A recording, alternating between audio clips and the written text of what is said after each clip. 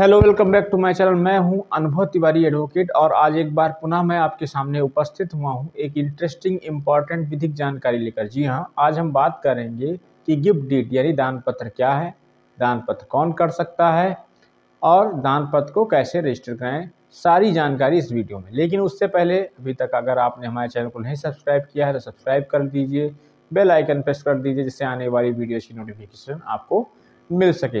Video पसंद आए like करिए, ना पसंद आए बिल्कुल ही डिसलाइक करिए। इस वीडियो को ज़्यादा से ज़्यादा अपने मित्र और रिश्तेदारों में अवश्य शेयर करिए। अगर आपका कोई प्रश्न या सुझाव है तो कमेंट बॉक्स में अवश्य बताइए। चलिए बिना किसी देरी के अपने सेशन की शुरुआत करते हैं। तो देखिए, दान पत्र यानी गिफ्ट डीड।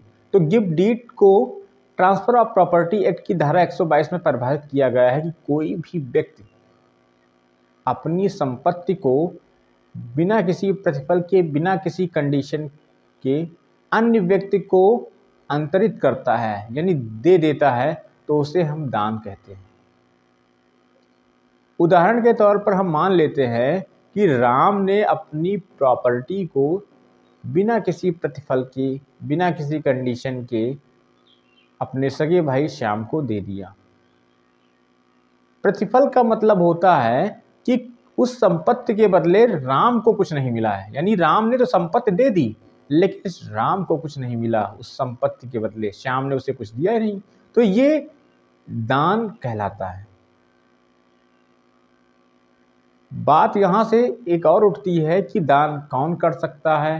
तो जान लीजिए, दान कोई भी स्वस्थ मनुष्य कर सकता है जिसकी मानसिक हालत अच्छी हो।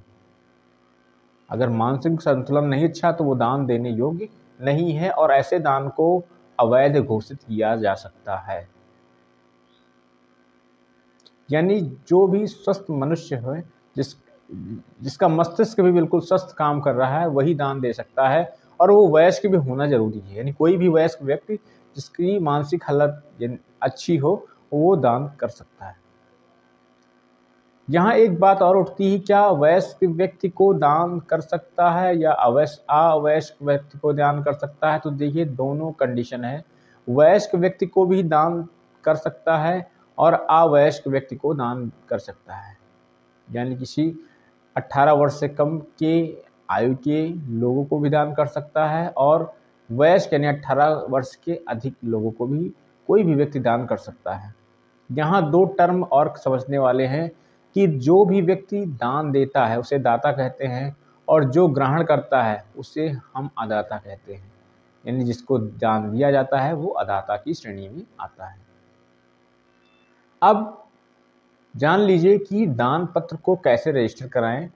तो रजिस्टर्ड कराना अति आवश्यक है, पहली बात तो ये जानिए।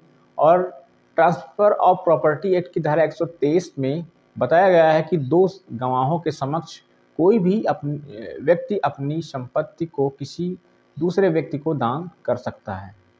यानी आप सब रजिस्ट्रार के ऑफिस या रजिस्ट्रार के ऑफिस जाकर दो गवाहों के समक्ष जो है आप किसी व्यक्ति को दान कर सकते हैं।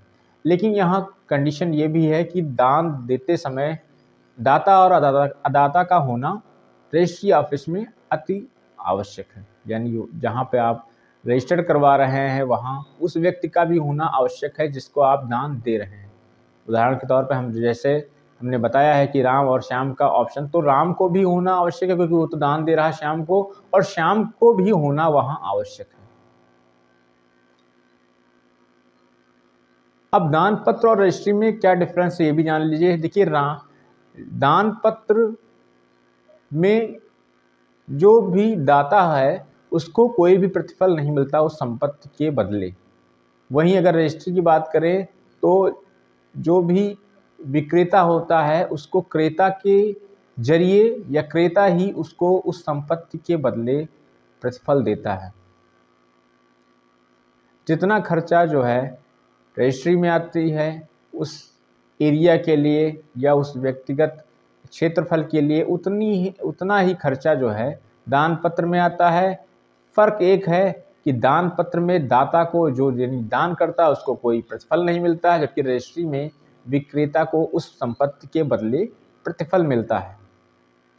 अगर ये जानकारी आपको समझ में आई हो तो चैनल को सब्सक्राइब कर लीजिए, ज़्यादा से ज़्यादा इस वीडियो को शेयर करिए। हम एक नए टॉपिक में फिर मिलेंगे, तब तक के लिए नमस्कार।